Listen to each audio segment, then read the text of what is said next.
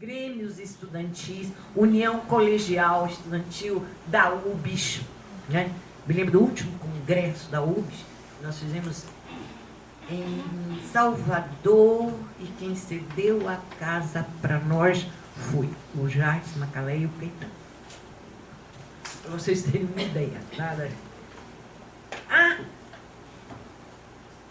Neste período eu venho, termino o colegial, venho para Belo Horizonte, mas já com uma dimensão política, já tendo atividade, principalmente no nível da escola, a nível da juventude. Porque uma das maiores resistências que realmente deixavam os administradores militares ferozes eram as nossas serenatas.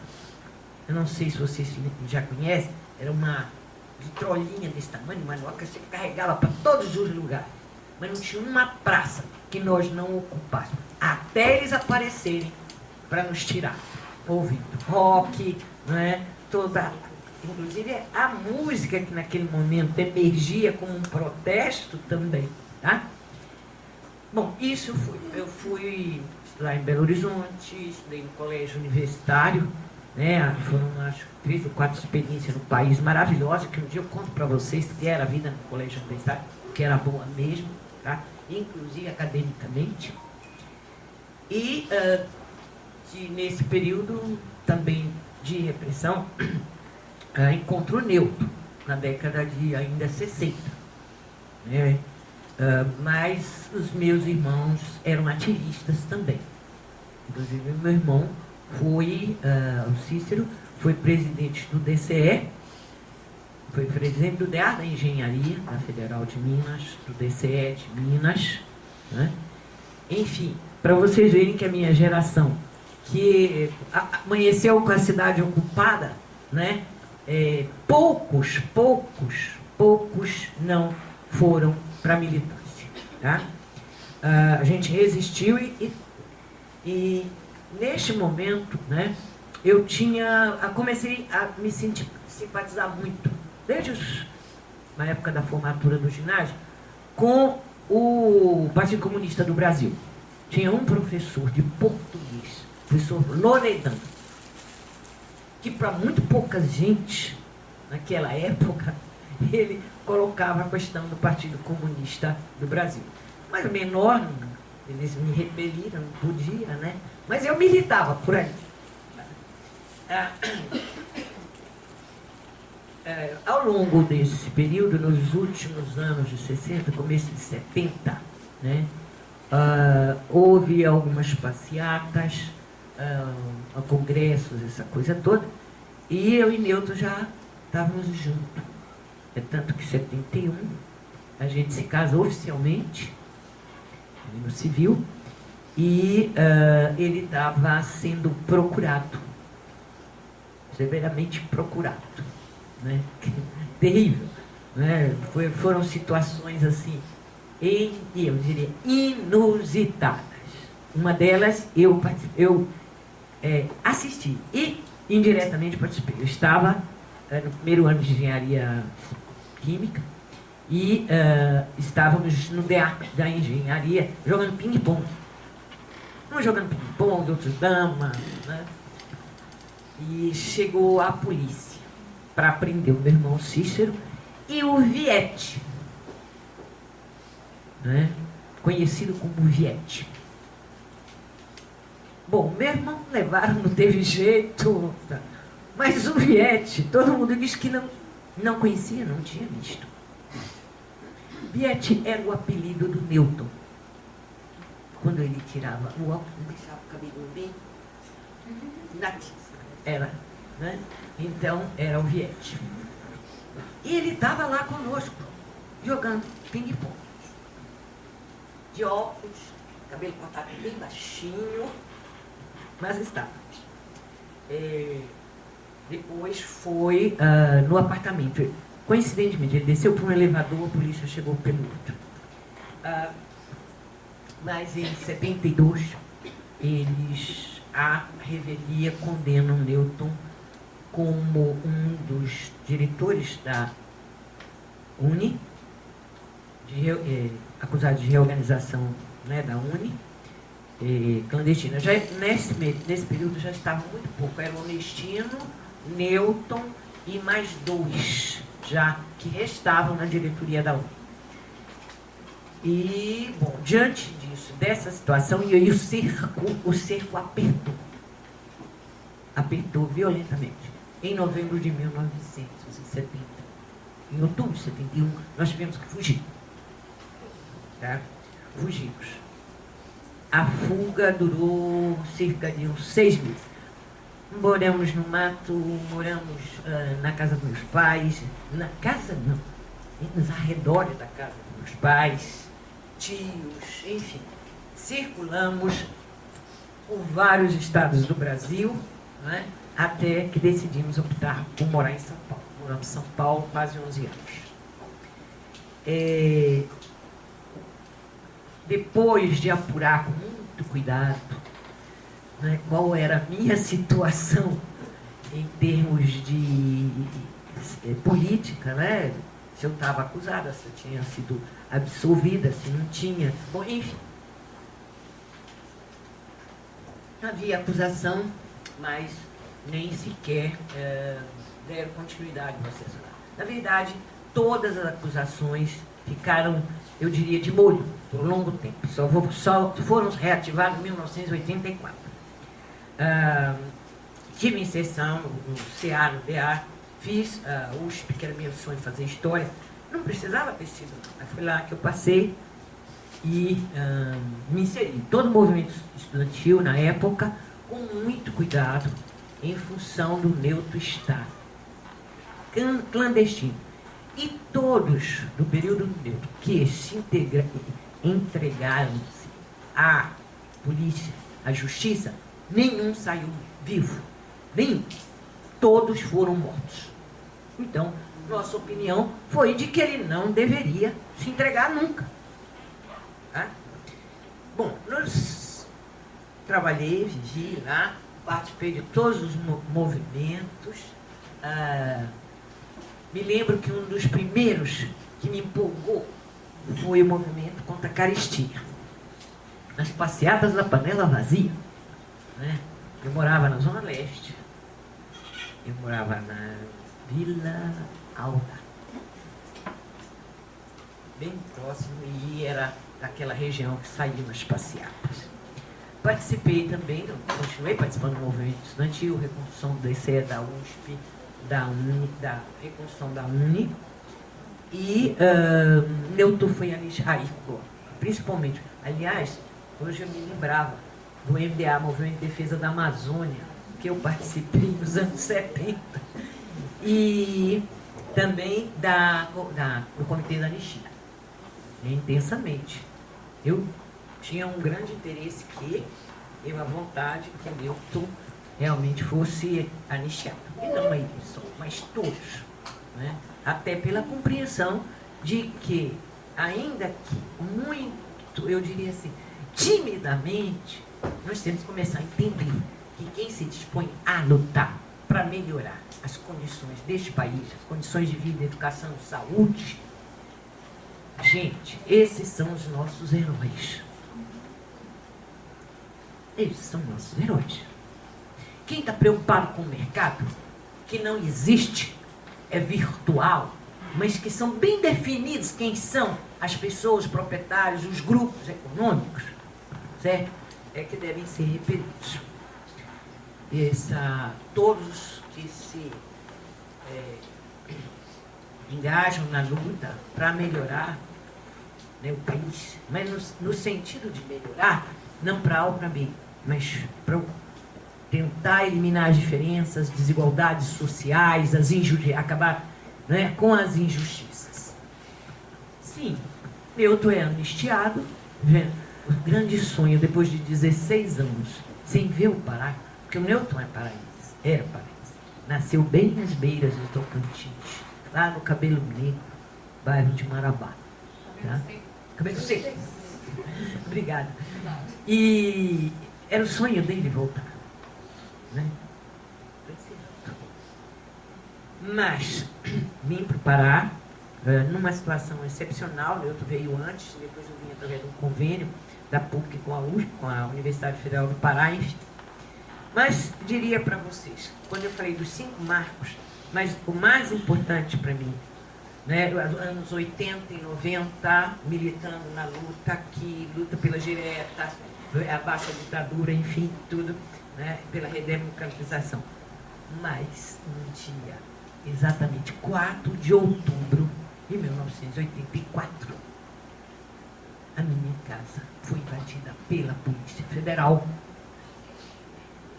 Aonde estava, eu já havia saído, Neutro já havia saído, Neutro estava na sede do Partido Comunista, eu estava aqui na universidade, estava na comissão de organização da feijoada, se eu não me engano, ou era eleição, era posse do Lourenço.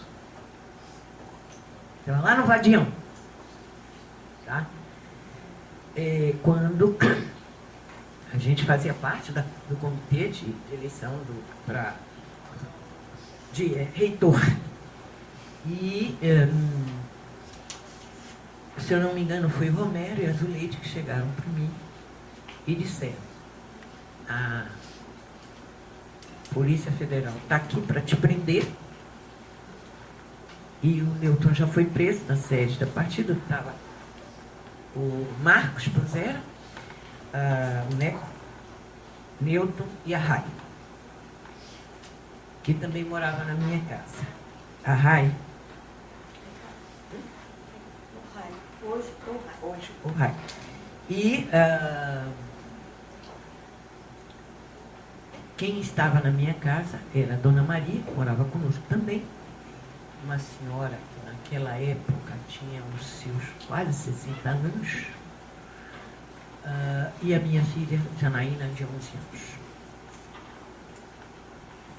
Eu não me lembro muito bem, mas a Polícia Federal não conseguiu me pegar aqui no UFPA. Eu fui retirada rapidamente pelos, eu diria, companheiros, conseguiram me retirar, tá? Mas eu também não podia ir para casa, porque minha casa estava com a Polícia Federal até a alta. E o que mais me marcou neste episódio de 84, gente, já não estava numa situação dentro daquela conjuntura da tentativa de um regolpe, né, e reforço do sistema ditatorial, foi o que aconteceu com a minha filha. Olha, gente, ali eu acho que eu não vacilaria, se não fosse o pessoal me segurar. A minha filha, ela ia fazer 11 anos, ela ficou com uma arma na cabeça, das 7h30 da manhã até a hora que ela resolveu dar uma e dizer: olha, eu tenho prova de matemática, ela estava na MP, e vou fazer minha prova de matemática. Bi, levantou, vou almoçar e vou fazer minha prova. Né? A Dona Maria, quase 60, quase 70 anos, também com uma arma no peito, por mais de 4 horas. Tá? A Janaína, só foram me revelar isso anos depois. Porque eu liguei. Quando foi mais ou menos meio-dia, 2 horas, eles retiraram, né? E parece que veio ordem para que a Polícia Federal soltasse os presos, né? E levaram um bocado de coisa da minha casa. Mas dessa vez foi a única, eu diria o seguinte, meus risos de vingança. Diz que levaram sacos e sacos e sacos de material subversivo. Eu falei, ou antes fosse. Eram as atas dos conselhos universitários, porque eu fazia parte da comissão de extensão e da CPPD. O que mais eles acharam era o bendito as atas de toda aquela documentação da CPPD, Comissão Permanente Pessoal Docente. Né? Sim, senhores. E a minha grande preocupação é essa. Mas, para encerrar, eu gostaria de uma chamada.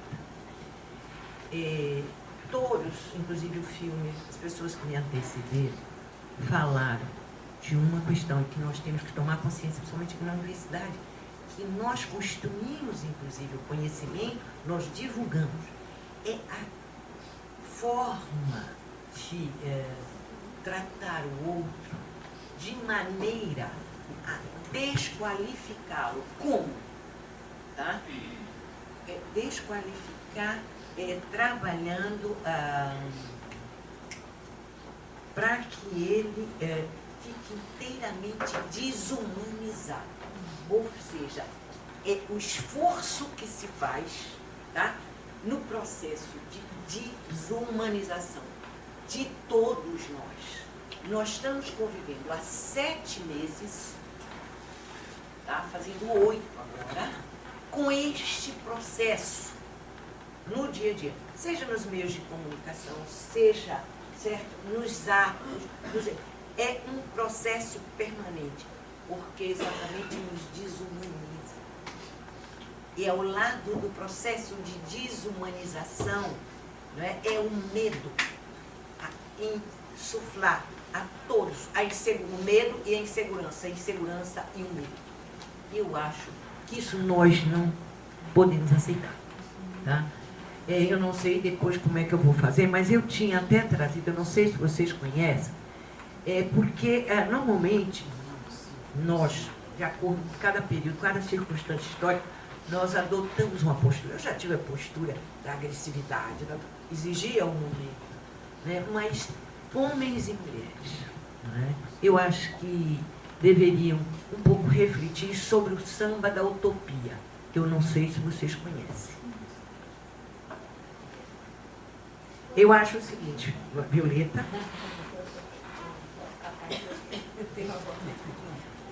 Não, não é para cantar, é porque eu vou passar, porque falta você. Vou colocar para nós, após a encerramento, falar que eu fui muito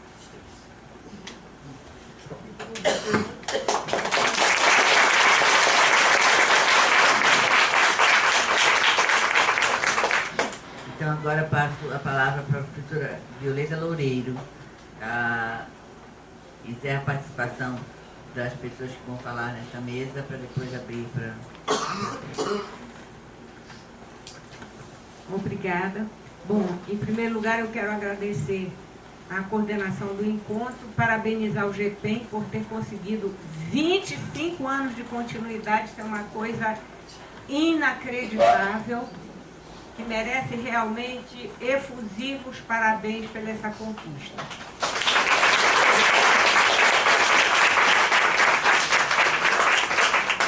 Agradecer a Luzia pelo convite. E eu tinha feito um esquema do que eu ia falar, mas depois eu me lembrei do seguinte. Fiquei prestando atenção para as falas aqui. Muitas das vezes as pessoas citaram coisas que eu acho que talvez vocês que não viveram essa situação, graças a Deus, não tenham compreendido direito. Eu me lembro de um aluno que uma vez disse assim: mas como é isso, professora? Vocês faziam passeata em 68, não era ditadura? Então eu resolvi escrever um texto sobre as fases da ditadura militar para ver se as pessoas compreendiam melhor o que acontecia. Bom, a ditadura, todo mundo sabe, começou em 1964, no dia 1º de abril. Aliás, eu peguei isso aqui, queria lembrar que meu nome não é Paz Loureiro, é Violeta Refcalex Loureiro. Eu sei que é difícil de escrever, é R-E-F-K-A-L-E-F-S-K-Y, mas... Bom, apesar de gostar muito do Paz Loureiro, somos casados há 50 anos, nós somos do Parque 13 de dezembro de 1968. Uma sexta-feira. É quando dá-se a assinatura do ato institucional número 5. Então, não é que não se prendesse nessa primeira fase. Nessa primeira fase, eu já namorava com o Paz Loureiro e nessa primeira fase ele foi preso pelo menos umas 3 vezes, depois eu vou falar. Mas aí a ditadura entra na fase mais dura. O que é que acontece? O presidente, o primeiro presidente, morre num acidente de avião, que até hoje não ficou bem explicado, ninguém está interessado em explicar, porque quem explica são os setores militares, né? Então, o primeiro presidente morre, os militares que estavam no poder, eles vão para a reserva, e entram os militares da chamada linha dura. Então, houve um golpe dentro do golpe. Por que houve esse golpe dentro do golpe?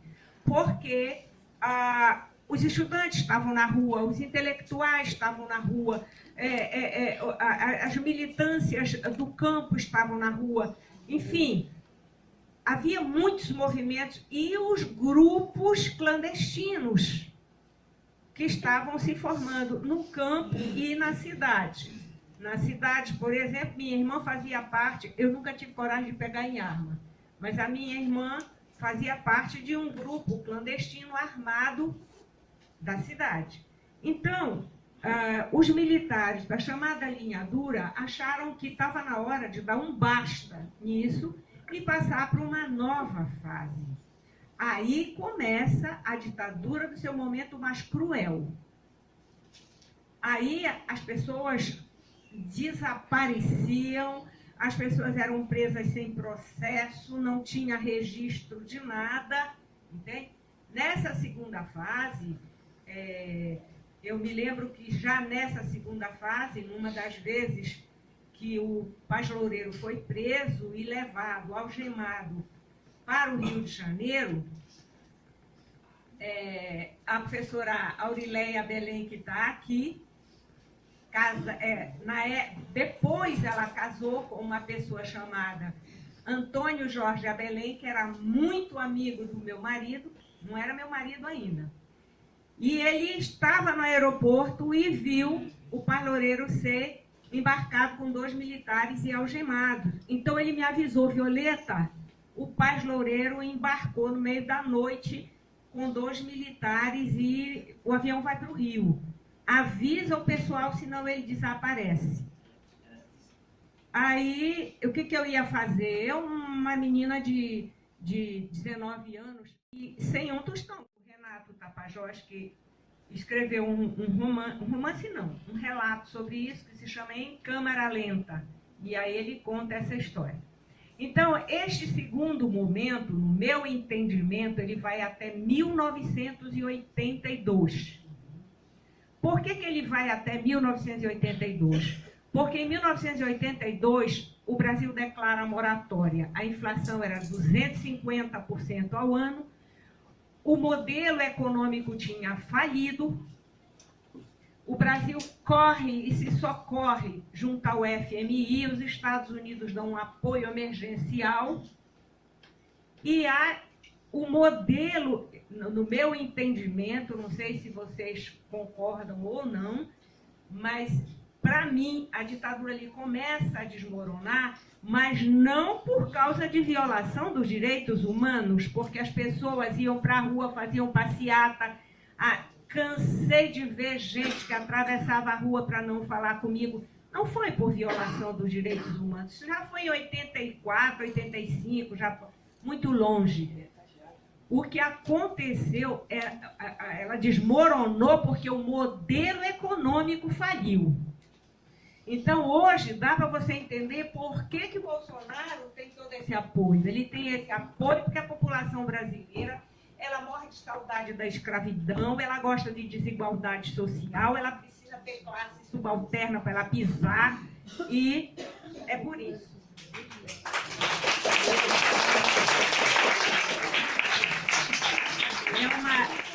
É uma tristeza, mas é isso mesmo.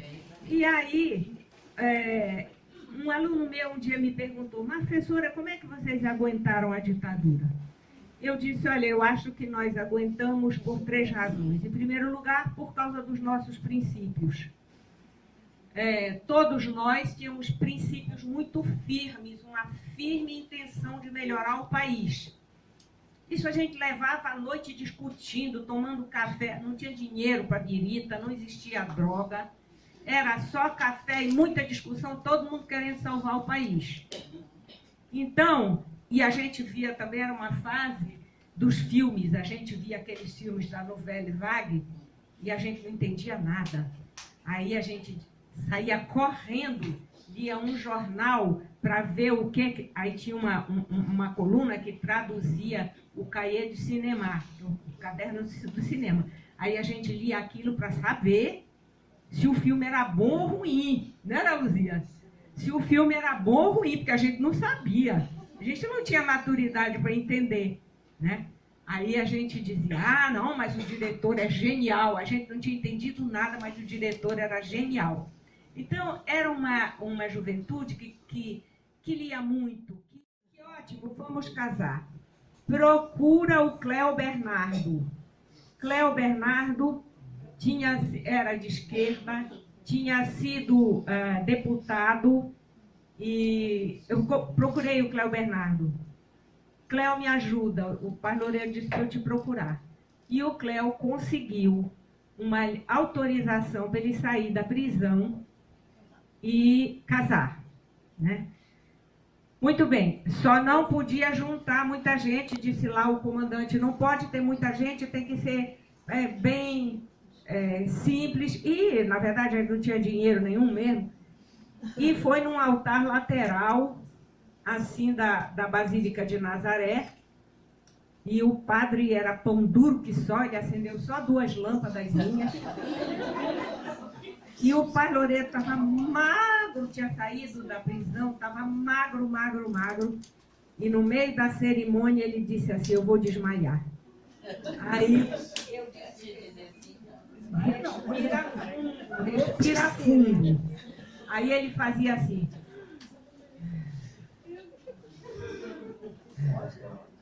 Respirando bem fundo. Aí, quando terminou a cerimônia, só tinha 6 pessoas no casamento. O professor Roberto Santos, Pedro Galvão de Lima, 2 colegas da universidade, uma delas que se escondia lá em casa, e eu dizia para ela, sai daqui, que aqui é o lugar mais frequentado pela polícia. Mas ela inventava de se esconder lá em casa. A Laís Salles. E aí eu disse, meu Deus do céu, o que eu faço se a polícia bater aqui? Eu bolei a noite pensando, comprei uma corda, amarrei num armador, joguei a corda lá para baixo do edifício, para a parte interna, lá tinha uma senhora viúva muito solidária, e aí eu expliquei a situação para ela, disse, não tem problema, Violeta, se tu fores presa ou a Laís, desçam pela corda para cá, desamarra e puxa, não esquece de puxar, senão eles vão para dentro da minha casa. E assim a Laís saiu e foi embora, nós conseguimos botar a Laís num caminhão, a Laís foi para o Rio de Janeiro e lá acabou casando com um holandês, mora na Holanda até hoje. Bom, mas veio muitas vezes ao Brasil e sempre militante, sempre até hoje. Bom, então, anos depois eu conversando sobre o soldado que estava lá, tive uma surpresa incrível, que eu não conhecia o soldado. Era o Cecim, Vicente Cecim, escritor. Aí o Cecim me disse, Violeta, era eu que estava. Até os 17 anos eu morava no Rio de Janeiro. E eu frequentava uma biblioteca toda sexta-feira, onde tinha um poeta chamado Geir Campos, que era do Partido Comunista, e ele sentava conosco, eram 4 pessoas, um rapaz que eu não me lembro o nome, uma outra moça chamada Arlene, uma amiga minha chamada Ateneia Maria Feijó, que depois eu descobri, fazia filme sobre os Yanomami e continuava na luta. E nós éramos os 4. E o Geir Campos dava livros para a gente ler, a gente lia, e na sexta-feira, depois da aula, a gente ia para lá. Ele trazia sanduíche de mortadela para nós, entende? A gente saía do colégio e ele dava um sanduíche de mortadela para cada um, a gente reunia ali e ali a gente discutia. Então a gente discutia desde Livro tipo O Pequeno Príncipe, até a Acumulação Primitiva do Marx. E o Geir Campos doutrinava a gente, quer dizer, na verdade a gente queria entender. E ele nos explicava, porque a gente não tinha amadurecimento para isso. Então, ao longo da vida, eu encontrei muitas pessoas que me ajudaram muito nessa trajetória. Eu não fui presa nenhuma vez, eu fui chamada várias vezes do quartel, né? E sempre tentei, cada vez que eu era chamada, eu corria com Cléo Bernardo e dizia o que eu respondo. Ele dizia, se te perguntarem isso, responde tal coisa. Se te perguntarem tal coisa, responde tal coisa. E assim eu fui chamada várias vezes, mas nunca fui presa. Ameaçada sim, mas nunca fui.